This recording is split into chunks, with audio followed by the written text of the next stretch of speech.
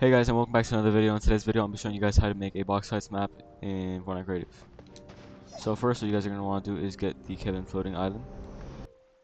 Now, once you guys get into the map, just make sure you guys delete all the little islands and try to find it around the center of your map, like this area.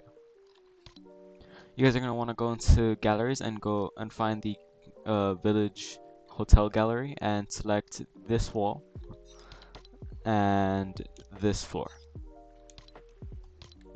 You guys can also go into the villain layer gallery and select the first roof or floor right here. Next, also go into devices and select the hover platform. Now, once you guys have a little platform right here, all you guys are going to do is build four that way, four that way, four that way, and four that way. Now, once you guys are done creating your floor, we're going to add the walls. Once you guys are done with that, you guys are going to grab the villain layer roof and put it on top. Next, so that when you guys are done with all this, you guys are going to grab the barrier device like this, and we're going to place it in one of the corners. The settings for the barrier device are going to be enabled on phase always. Barrier material is going to be blue force field. The zone shape is going to be hollow. Barrier heights 2. Shrink to allow building is on, and this is off. So next, what we're going to do is grab a mutator zone device and place it in the middle of your map. The settings for this are going to be enabled on phase as always. The zone depth is 10, the zone width is 10, the zone height is 2.5. You're gonna disable the VFX and you're going to allow weapon fire. Now next, what we're going to work on is the trigger to tell that to turn off and to well, yeah, just that right now. So you guys are going to have visible in game is off, triggered by players off, triggered by vehicles is off, triggered by sequencers is off, triggered by water is off. This is only going to be able to be triggered once. You guys are going to have a 4-second delay. The VFX and sound effects are going to be off. And in functions, have trigger when receiving from the mutator zone device on players entering the zone. You guys are also going to go back to the barrier device and in the functions, go to disable when receiving from, have it on the trigger, on triggered. Okay, so next, we're going to grab the hover platform one more time, place it down right here, and we're going to make a 3x3 little area for our spawn. You guys can have this too high, but do not put a roof. If you guys want to, you guys can, but I'm just going to have it for lighting and the background. You guys are going to find the middle of your map, get another mutator zone device, and place it right here. The settings for this are going to be enabled on phase as always. The width is going to be 3.25. The depth is going to be 3.25, and the zone height is going to be 2.75. And then the pickup lifespan is going to be 0, even though they shouldn't have any weapons. We're not going to allow editing, or yeah. The gravity override is going to be 120. The multiplier for movement is going to be 150, and the VFX are going to be disabled. And then also no building and no map marker, and invincibility is going to be on. Next, you guys are going to get a barrier device and place it in the floor like that, so you guys don't have to struggle going in like that. The settings for this are going to be enabled on phase as always. The barrier material is going to be invisible. The zone shape is going to be box hollow, 3, 3, and 3. And that should be it, like that. Next, you guys are going to get teleporters and a player spawner. The settings for the first teleporter are going to be teleporter group is none. The selected team is 1. The teleporter rift is not visible, and then the visual and sound effects are off.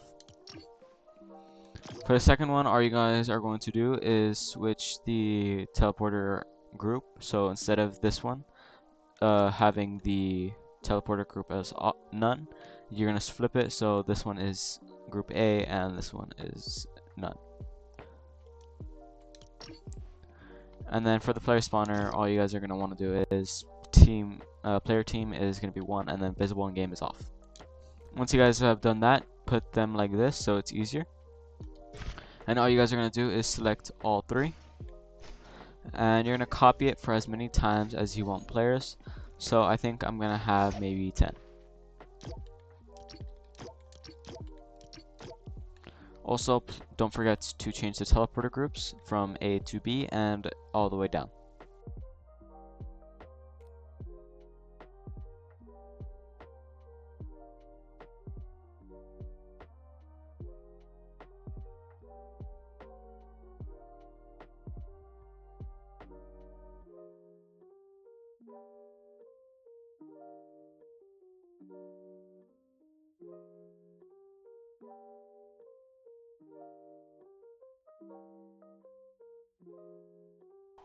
Okay, so now that we have all 10 of our player spawners, all we're going to do is select the players or the teleporters above the player spawners, and we're going to place them inside our arena. So once you guys have it like this, make sure you guys know which one is your team 1, so it would be this one, because I know that. And now, next to, all you're going to do is just go here, place this like that, and you guys are just going to put your barrier devices wherever you'd like. So I'm going 2, and then placing, 2, and then placing, and then I'm not going to place anything here, and etc. So there we go. So you guys should have 3 on both ends and 2 on each side for the middle. Now just move all your teleporters into whatever one you guys want. Okay, and then there we go. We are now done with the basic for the box fights. Now all we need to do is add the weapons. Okay, so for the item granter, all you guys are gonna want is receiving players is all and grant is all items. In the functions, you guys are gonna have grant items when receiving from the mutator zone device on players entering zone. You guys can add whatever weapons you guys want. I added what I think is new because I've not played a single game this season. But yeah. So when you start the game, it should look something like this. You start in here, you spawn, you teleport down here, and you should be able to build right here. Now if you guys question where the storm is coming from, it's the storm that I set. Because, yeah. And this is what I was talking about. So this is the basic storm controller that you can find in devices. The settings for this are going to be generate storm on game start is no. The wait time is going to be 15 seconds. The resize time is going to be 2 minutes. The damage level is going to be 5. The move delay time is 5. The move direction is random. The minimum move distance is 5. And the maximum move distance is 10. For functions, you guys are going to want generate storm when receiving from, trigger untriggered. That'll be it. For the island settings, when you go to mode and structure, the max players is going to be 10, teams is free for all, the team size is dynamic, and the total rounds is 11. For spawning, all this can stay the same besides the spawn limit, make sure that is at 1. For eliminations, you guys can have siphon if you guys want, so health granted, you guys can have maybe like 15. And you guys can also get some materials, so maybe like 30 for each. For scoring, you guys can have the elimination score if you guys want. So maybe that can be like an odd number, and the assist can be an even number. For the end condition, the last team ends game should be on. For the end condition, make sure that the time limit is none. And for the victory condition, it is score. But if you guys want to, just in case, have time alive. For shields, make sure you guys have this at 100%. In build mode, make sure you guys have buildings can destroy environment on no. And in equipment, make sure you guys have environment damage player build only. If you guys want to, you guys can have them harvesting to Battle Royale. If you guys want to have a HUD info type, you guys can have it on score. And that should be it. Anyways, hope you guys enjoyed today's video. If you guys have any questions, comments, or concerns, please leave them down below in the comment section below.